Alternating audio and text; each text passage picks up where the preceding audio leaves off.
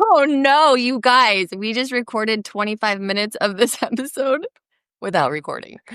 Okay. Oh my God. That's why you check. Holy ass.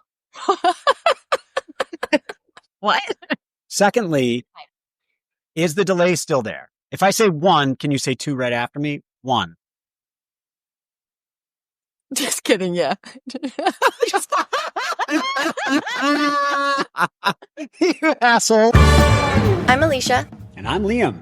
We both have OCD. And instead of spiraling alone, we decided to turn our symptoms into a podcast. You're welcome. Here, we overshare real stories, laugh through the anxiety, and talk to actual experts who can explain why your brain keeps asking, what if I accidentally marry my cousin? Whether your thing is hand washing, mental rituals, or just silently panicking during normal conversations, congrats. You have found your people. This is a safe place. Unless you're an intrusive thought, in which case, get in line, buddy. We're booked. So grab a weighted blanket, cancel your plans for the 5th time, and let's dive in. This is the OCD Confessional. And yes, we did check this recording 4 times before uploading it. Okay, welcome back to the OCD Confessional. Today's episode is really special because we're pulling back the curtain on what OCD looks like, not just for the person living with it, but also for their partner. I get to sit in the interviewer chair today and talk with Liam and his beautiful wife, Dr. Lia Martin, who's not only been right by his side through his journey with OCD, but is also a clinical psychologist. We'll talk about what it's like for her to support Liam at home, how they navigate OCD as a couple, and what insights she's gained both personally and professionally. This is one of those conversations that shows OCD isn't something we go through alone. It touches the people we love too. So let's jump in. Here's Lia and Liam. So I'm excited for this conversation because a lot of people will hear about what someone with OCD goes through, but we don't often hear a lot about what it's like living with somebody who has OCD. So I'm just going to dive right in. Lia, welcome. When did you notice something might be going on with Liam? The first thing I noticed was like a personality shift in Liam. I didn't notice like the OCD symptoms per se. And also, can we just say like, I'm a clinical psychologist. I probably should have. So I don't know how good I am at my job. Yeah, It you really fail. really makes me question myself here. But no, the first thing I noticed is Liam is typically a very patient person. Like I'm the snappy parent. I'm the one who has like a short fuse with the kids. I'm always yelling. I'm the yelly parent. And Liam is the one with like the infinite patience with me and with the kids. And the first thing I noticed is that he seemed like really irritable and he would snap at me about things that normally didn't bother him at all. And to the point where I was like, where is my husband? Like, who is this person? I didn't really recognize him. He had such a short fuse. And that was sort of the first sign I had that something was wrong. I didn't really know it was OCD yet, but I knew something wasn't right. It's funny because in those moments when I would lose my patience, before I recognized that something was going on with me, I sort of just thought, honestly, it's her fault. Like the reason I'm snapping a lot and being a dick is because she's annoying me or pissing me off in some way. Yeah. And That's fair. I think at some point we had an argument in the kitchen about, I don't even remember what it was. And I snapped. And then she said, I think we might need couples therapy. And that really hurt actually, because I so value my role as a husband and a dad. The thought to me of like, I have failed to the point where we might need to go have therapy, which again, that is a whole thing with the stigma of therapy itself. But to me, that was a real wound. Like, oh shit, she thinks that we're bad enough off that we need therapy. Like, and that made me do a little bit of thought. So relate. Yes. Okay. Sorry. Go ahead. No, that made me do a little bit of reflection of like, so what is there a pattern that is happening here that I am contributing to? Through that reflection, I started to understand, yes, there are some patterns going on here that have emerged. Stuff that had happened earlier in my life that I had managed to get through was kind of rearing its head again and showing up in our relationship. Maybe when Lia recommended talk therapy, it was like, oh my gosh, this is real. I'm now making this real. And that's so scary because you're like, am I creating an environment with my story? And then I think it all starts to become so like messy almost, because now you're trying to identify what is made up in your head and what is actually really wrong with the marriage. Self-fulfilling prophecy. It's like a Greek tragedy. No, that's the really tough thing about OCD is that it makes it very hard to distinguish reality from your fear. And you grow to not trust your thoughts and not trust your instincts anymore because your instincts are so fucked up. And I think the trip to Turks and Caicos would be a great example of that. You want to tell everyone about our famous plane ride to Turks and Caicos? I always bring a sweatshirt on the plane, and Liam is a generally like warm person, so he did not. And when we got on the plane, it was really warm actually to begin with. And so I didn't need the sweatshirt, and he asked, could he borrow it? And I said, sure. But when we start to fly, like it's going to get cold and I'm going to want it back. And you should probably ask for a blanket now because I'm going to want that sweatshirt back. And then they pressurized the plane, which is like, I don't know, it just puts Liam to sleep like immediately. Like he was out. And so 20 minutes into the flight, of course, as I predicted, it got cold. And I'm like, a sweatshirt. And I would really like my sweatshirt back. So I'm like, Liam, can I get that sweatshirt? I woke him up to get the sweatshirt, and his level of rage, like it wasn't a nice thing to do. And I had other options. Like I could have asked for a blanket. I had other ways to solve it. So it wasn't the most sensitive moment, but his level of anger at me was so disproportionate to the offense, I felt like. And how long he held on to his anger about it. Like through the flight, when we landed, he's like telling our friends about it. Like, can you believe this horrible thing that she did to me? And I'm like, my friend Danielle's like, I would have done the same thing. Sweatshirt. And his defense, he hasn't slept in a decade, so he really needed that. That's true. So I was like, what exactly do you do? Like, why are you so grumpy? Yeah. Why are you so mad? And what she didn't know was the background to why that upset me so much. So for that period of time, my OCD and my obsessions had centered on this fear that she was going to leave me and that I wasn't good enough and that she was going to be unfaithful. And so in that moment on the plane, I've got this sweatshirt on. For her to wake me up out of my sleep and take the sweatshirt back from me felt like a much bigger offense than it would have been had this not been my fear, is that she doesn't care enough about me. I wouldn't have taken the sweatshirt from her. That should be reciprocal. And it all played into this fear I already had that she wasn't really that in love with me anymore. Right. And it completely catches her off guard because she's not in your head. She doesn't know the story that you've been creating for the last however many days or months or weeks. And it was so confusing to me because I had actually thought our marriage was leading up to this. Like, I felt like we were in a really good place, actually. So it was, really confusing to me. When you have OCD, you become a detective and you're out looking for clues that build the story that you're creating in your mind, right? You're looking for evidence. And then the central suspect in your story doesn't even know that they're a suspect. Like she had no idea that I was living with this fear that she was going to leave me. And there was no evidence of that, despite how hard I looked for it. But when I did find a little piece like the sweatshirt, I made that, DNA level evidence. Yeah. And then it was like, oh, yep, I was confirmation bias. This is exactly what I feared. She doesn't love me as much as I love her and blah, blah, blah, blah, blah. We know they love us. We know we're in this. We know, like our family is solid. And we are just so good at creating these elaborate, unnecessary stories that are painful. They're painful. Had you told her along the way of these intrusive thoughts, like, I fear you're going to leave me? Were you vocal about that at all? I think you're, No. The first time it came up was on the flight home, actually, right?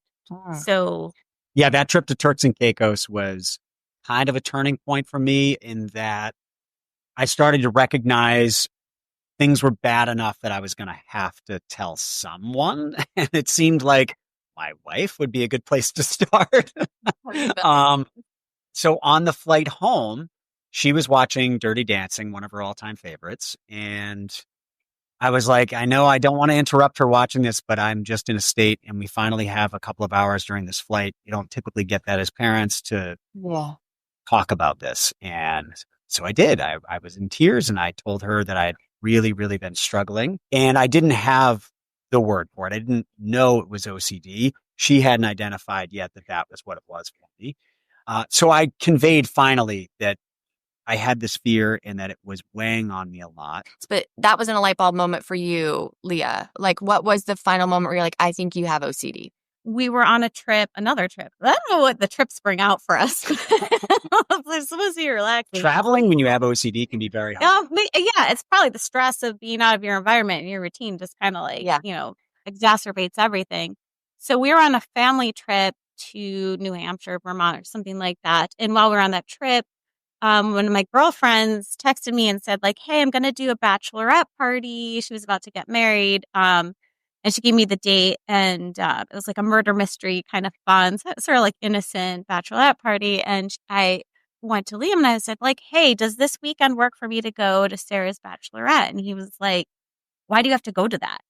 Like, I don't really want you going to that. And this was Again, sort out of of character for Liam, probably. very out of character. He's like a super respectful, loving, supportive partner, and he's never cared. Like, I went to New Orleans on my own bachelor party. It was wild. He did not care. Like, but I had gone on a work conference. He was kind of angry at me about that, and it definitely didn't seem to be about like taking care of the kids and being left with like homeless. It felt like there was something else, and so that was like the first moment where you disclosed to me sort of.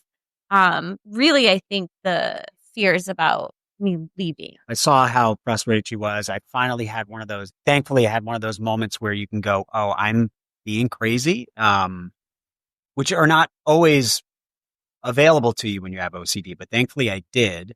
Yeah. And I had her come into the bedroom at this house where we were, and kids had gone to bed. And I said, "Well, let's really talk this through."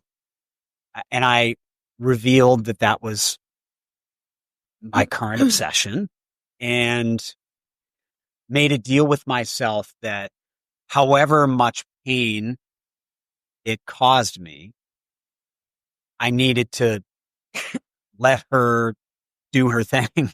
I got to a place with that whole trust thing in the very beginning where I was so exhausted with the thought of it happening that I basically was like, I have to let go of the control and the thought because it was so painful to think that you almost are like, well, if he goes and does it, then that will release that thought. At least that will release the thought of it. Mm-hmm. Does that make sense? You want to have an answer and not have to live with uncertainty. That's it. Fear. Like if he does it, then okay, then I move on from that because the torture of thinking it was going to happen every single time was too much. So now I'm just in a place where if he goes on a work trip, it's like, great. I can't go there mentally. I just can't. It's too torturous. It's too painful. So, which is good. And, lets that control go. And that's part of it is like talking yourself through that and allowing yourself to let go of the control. And I think we control the things we care most about. Now that you know that he lives with OCD, how do you navigate that line between being Liam's wife and having all that professional knowledge at the same time? You can't ever stop having the knowledge that you have. I was talking to Liam about this last night. It's like, it'd be like if you were a medical doctor and you saw your kid having symptoms of the flu. You're not going to be like, oh, well, I can't be a doctor to you. Like, I'm just going to take you to urgent care and let them fully figure it out. Like, you're still going to use the knowledge to be like, hey, I think something is going on, right? So, in trying to figure out what was going on with him, I think actually was really helpful. Because one thing that happened for Liam is he went and he got help. He went into therapy. He started going on meds, but he really thought he was going for help with depression and anxiety. Like, he knew anxiety was part of the equation and that he was having anxious thoughts. But I think he thought it was like garden variety anxiety, like a good old like generalized anxiety disorder.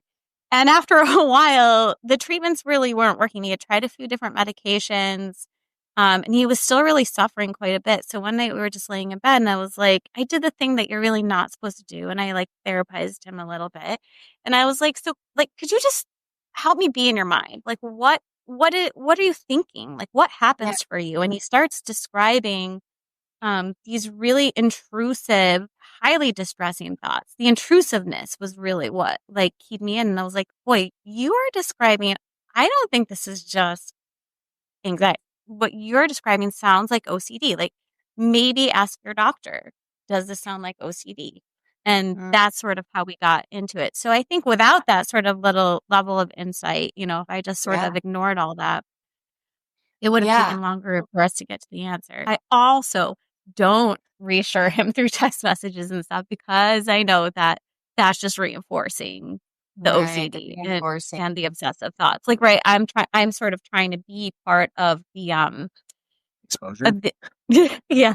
If you're new at realizing that you have OCD, if you're like me and trying to understand what all this means, can you give the listeners a little bit of an example of reinforcing a compulsion looks like or sounds like? So the obsession, right, is like a really intense, intrusive fear. It gives you so much distress that you can't just sit with it, right? You have to neutralize it in some way. So you say something, you do something to make it go away. So when you text someone to say like, did you get there? Okay. And you immediately hear back, yeah, I'm okay. That for that moment diffuses your anxiety, right? Like you're like, okay, they're all right, right? You can't. And so then it reinforces this idea like that something could have happened and I have to know that they're okay. I can't just sit with the lack of knowing. You can't just sit with that. We all feel that. I mean, I put my kids on the bus. I hope that they're safe while they're at school, but I don't have intrusive ruminative thoughts about it all day long, right? And so it's the behavior, that temporary relief that you get from checking in. It works for a few minutes. And then all of a sudden that intrusive thought, well, now what if something else happened to him, right? So in that way, it never allows you to learn how to sit with your own anxiety around. So our advice to friends moving forward would be to ignore my text message and have me just sit in my house. Absolutely. For how long? No. My husband's laying on the side of the freeway. That seems okay. So you go for the low hanging fruit first, like the stuff that's easier to tolerate. So if that's like the one that's hardest for you to tolerate, like don't go at that one first. But if it's an easier one to sit with, then maybe that's where you start. You should also probably have Spence just sleep with someone else. Right? I mean, kind of, right? You're like, get this out of the way. Move on to the next one. No. And then it's literally exposure of him to someone else. Oh my gosh. That's funny. I can't go there. I have learned that the more I vocalize it, hey, babe, I'm in a funk. And my way of expressing it to him is I feel stuck. I feel very stuck right now. And he'll go, okay, how can I support you? And I'm like, I think you need to either clean the house with me or no. I mean, all jokes aside, we have these moments of like, here's where I am. He'll ask, how can he support me? And I either have an answer or I don't. And I just need him to be aware of where I'm at. We don't have the answers. I know that I'm really struggling today. Some days I don't leave the house. I'll just, I kind of just like clean and look for things to be tidy. And he knows that and he'll respect that. And he'll say, hey, like, I don't have a busy schedule today. I can do the things that need to be done with the boys and I can take them, places. Why don't you do what makes you feel good? And I think that is so important. But also, he's kind of lost in how he can help in those moments too. It's all new for him as well, and we've been going at this and kind of chasing our tail and wondering what works and what brings the peace to the house. And that's what we're all hoping for is moments of happy Liam and happy Alicia. And that is when our spouses are their happiest as well, is when they can see that we are enjoying the life. And so I guess that brings me back to, how do you guys navigate that in the house with the kids? And what do you do, Liam, when you know you're spiraling, and how do you support that, Leah? So one thing I'll say about Liam is he's really good at masking. Like he does he has a lot of obsessive compulsive behaviors that I never noticed. Like he is a tapper. He does some things with, That's a keeping compulsion? lights and stuff. Alicia's been tapping this whole time. And I never noticed them. As we got into the discussion of OCD, really a lot of his obsessive compulsive stuff that he initially described was very mental, like very rituals, things he'd do and say in his head. But as we got down into it, there's a lot of behavioral compulsions too, and he was very good at hiding them. And even his mom, he just had a conversation with her. She's like, "No, OCD."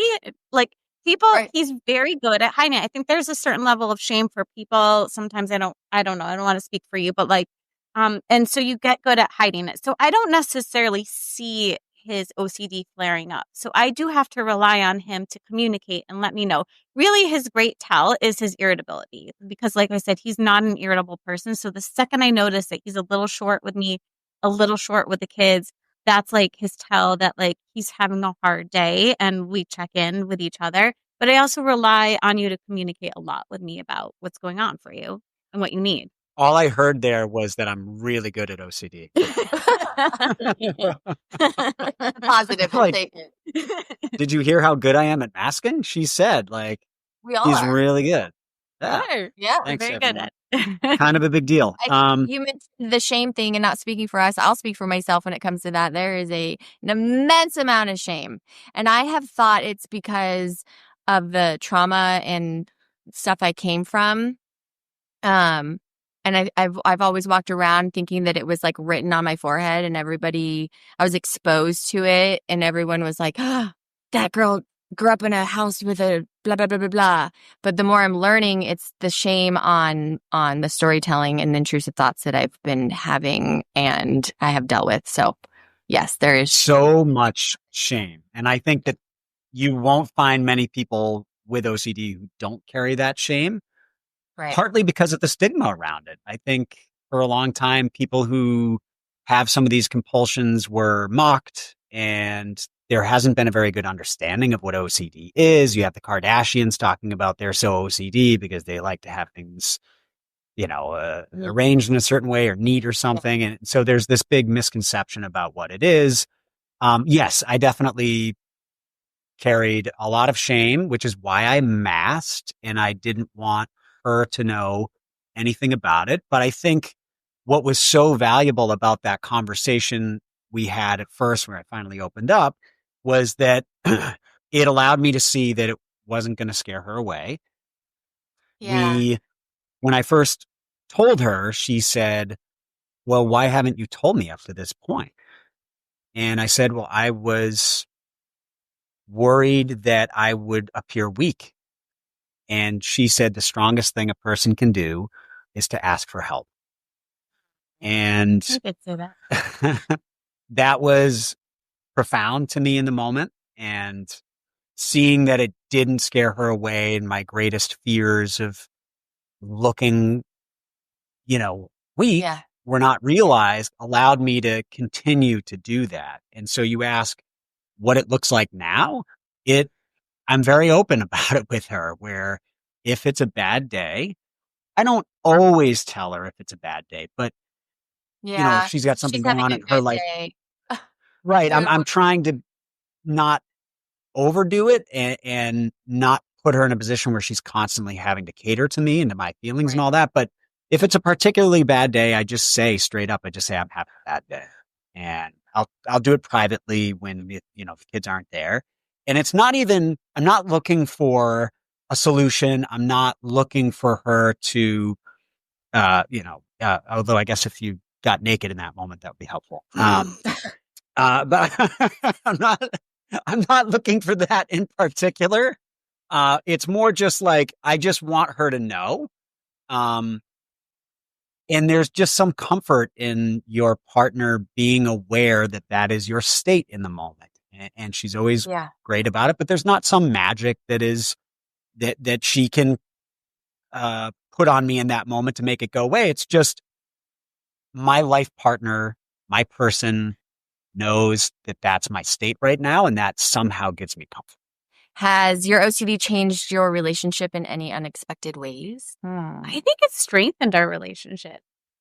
I think, like, when you take your vows and you're like 20 something years old and you're like, for better or for worse, you can't really conceptualize like what that for worse looks like. And then all of a sudden you're there and you're like in the thick of it and the worst of it. And you're sort of like, yeah, this is what I meant when I said, like, I'm there for you regardless. And one of the things we actually did around that time was a vow renewal. And it felt really important to, at the time, it was probably reinforcing his OCD, but I was like, I'm just going to reassure him I'm not going anywhere. But for me, it was my way of trying to show him, like, I'm here. Like, I'm here regardless of what this is and what you're going through. And I think it helped us be better communicators for sure and be more vulnerable with each other. So I think, like, it was a real test when things were tough and we were fighting and I said, like, we need couples therapy. That was like a tough moment for us. And I think we came out much stronger for it. No, I mean, we are getting a divorce. It has definitely made us strong. I think your relationship can only go as deep as you are willing to let your partner in. And especially for men, we really struggle with vulnerability and letting our partner see all of us. And we were 12, 13 years into our relationship before I actually did that with her. And I think it gave her a much more complete view of who I am and allowed me to see a more complete view of who she is as someone that's willing to accept that and love me despite the issues that I had never revealed to her until then. And in a strange way, I feel like my OCD made me a better partner for a time. Where when my obsession was that she was going to leave me, I became the best husband ever. I was really good. I was like doing dishes and emptying the dishwasher. Oh my gosh. Can we bring it back? You're like, you're not going to leave this. Because I got some dishes that, like, you're going to do the dishes. I'll show you. Yeah, I was just like the most generous partner ever because I was like, if I do enough things, then she won't leave me, and I am good enough, and all that. Yeah. So there's been some righting of the ship in that sense, but yeah, I think overall it's actually been strangely really, really good for us.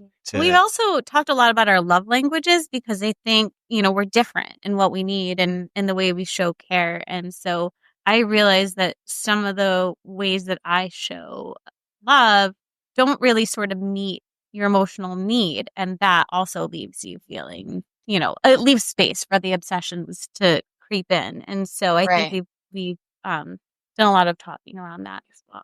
Do you feel like there are triggers to your obsessions? Do you feel like you can identify what those are? I think for a long time for me, I've been on a hunt, and I've even vocalized this to Spence. I'm like, I really need to figure out what my triggers are so then I can avoid them. And that leads to avoidance, right? And that's isolation and all the things because I'm now at home going, I don't want to be triggered. I'm just going to do And that can be a very lonely, isolating feeling, especially when I'm a very social person naturally. I love my girlfriends and I love hanging out with them, but I'm also very fearful of, will I be present? Will I show up as my happy self? Will they like the version of me that shows up? And how do I explain to them that I had a really shitty day just in my head all day? Will they accept that? So, I have spent a lot of time trying to figure out what those triggers are. And maybe that is part of the OCD and what keeps me in the loop, is trying to problem solve that in itself is a obsession. And that is such an interesting aspect of OCD, is that if you identify a tool, do you start to perform it compulsively and ritually, and then you're just creating some other compulsion. That's boy, is that fucked. Which I've lived in my whole life and have wondered why I ghost everybody and why do I just like fall off the face of the earth. And I think the ones really close to me are able to check in and be like, thinking of you, I love you, and I'm here for you. And I'm like, oh, on one hand, I'm like, why are they saying that? Do they know? Why am I like, is it okay, I'm good. Yeah, I'm here, just busy. Or do they know that I'm just like ruminating thoughts and in my house? Like it's like and then I start to think all the things of what people are thinking about me and how they perceive me and shit, you know?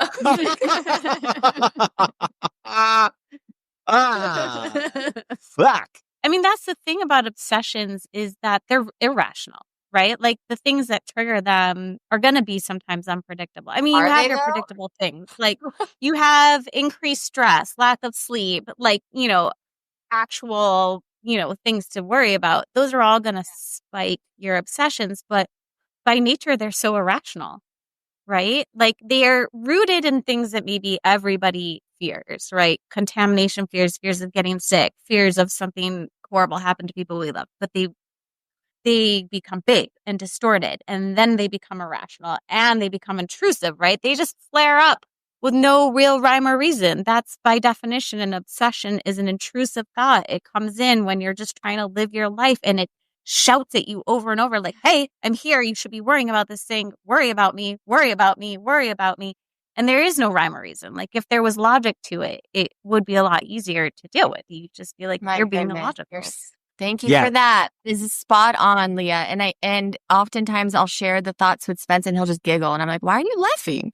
It's not funny. And I'm like, honey, come on. And I'm like, the outside person, you're like, that's sort of rational. Right. And I'll look at him and then I'll almost get mad at him for laughing at what feels like a very real serious conversation that we need to have right now. And he's like, yeah, I love you so much. I gotta go. I'm like, okay, fine. I guess you're right. That was a little much. One day you two will laugh at them here. Hopefully. Yeah. On the show. Yes. I want to ask Leah, what are some tools that you would recommend for somebody that has OCD, intrusive thoughts, compulsions? What is your go-to tool that you would recommend?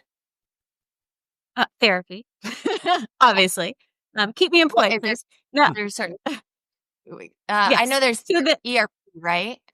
ERP. So that's sort of the gold standard treatment, exposure and response therapy or response prevention therapy. It's a form of cognitive behavior therapy. And full disclosure, I am not a CBT therapist.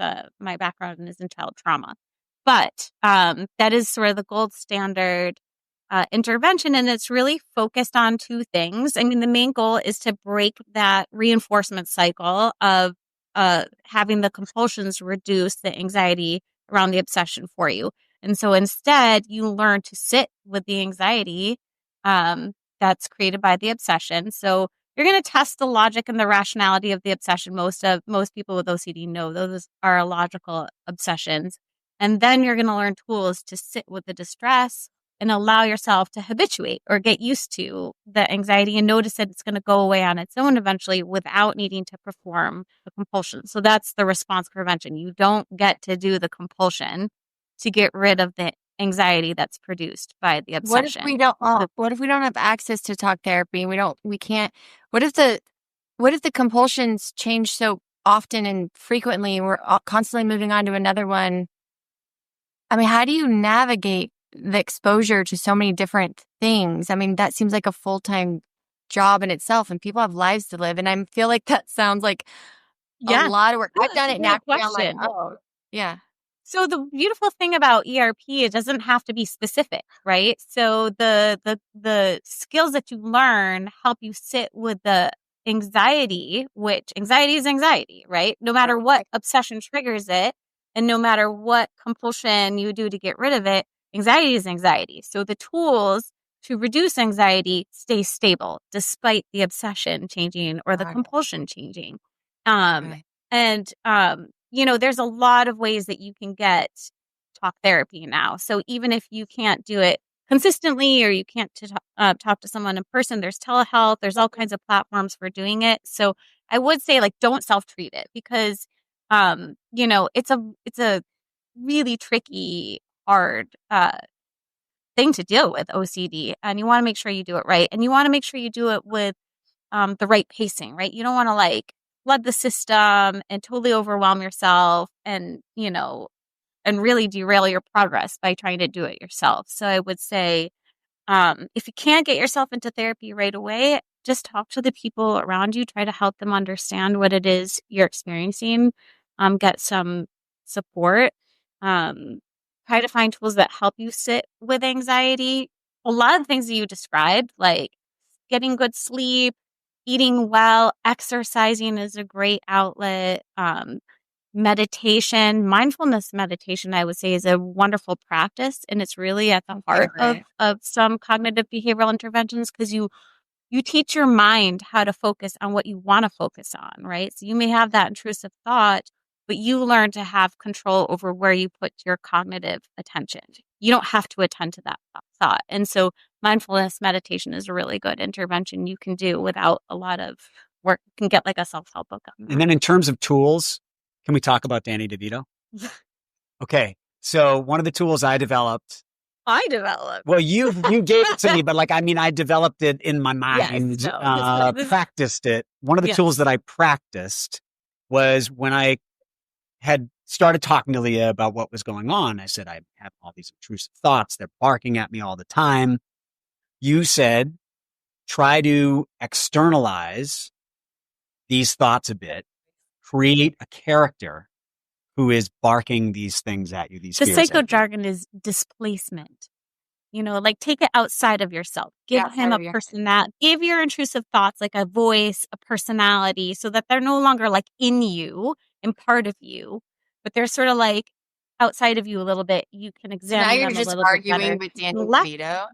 Exactly. Exactly. My guy that I created is Danny DeVito, a short little guy that just yells at me about that I'm a piece of shit and, my wife's going to leave me and all this stuff. And then it helps a little bit that it's Danny DeVito. Because it's absurd. It's like absurd. And you're like, shut up, dude. Does Danny DeVito show up a lot for you, Liam? He's there. He's always there. I actually should reach out to Danny DeVito and see if I could get him to say some of this shit to me and I have it as a voice recording. Wouldn't that be great? That would be it. That would be cool, actually. Well, you both obviously have a great sense of humor. What role does humor play in navigating OCD together? He's actually way funnier than I am. I bring the brains and he brings the brawn. You bring no brains, Liam. Sorry. No, but he really has an amazing sense of humor. And, you are funny. He's very punny. There was a period of my life where I didn't have access to that. And it was so dark. And I think the therapist I was seeing at the time said, I can see that there's no light in you.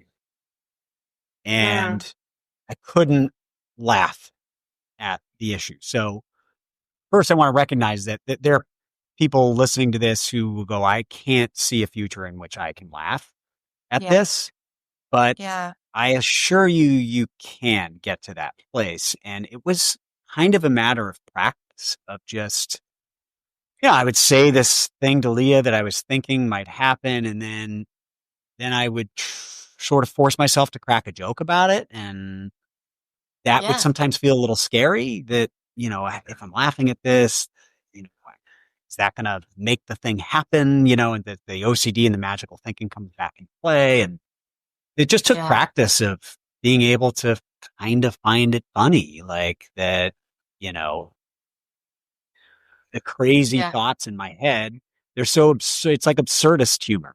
I think that's part of eliminating some of the shame too, and acceptance, right? And when we can accept it and say, this does not mean I'm broken, this does not change my personality, I am still a rad person with a big heart, who is an amazing father and husband. I just have these things. I have these thoughts, and that is what makes me unique and amazing. And I think giving yourself grace for it and accepting it is so huge. And I'm still in the process of that. And I think I asked Spencer, I don't know, I can ask him right now 20 times if it was okay that I speak about this on a podcast. I needed his approval. I needed to make sure that this wasn't embarrassing for him. And he has always been so supportive. And I think when people are alone and they don't have that support and they don't have a partner to laugh with, it's awful. It's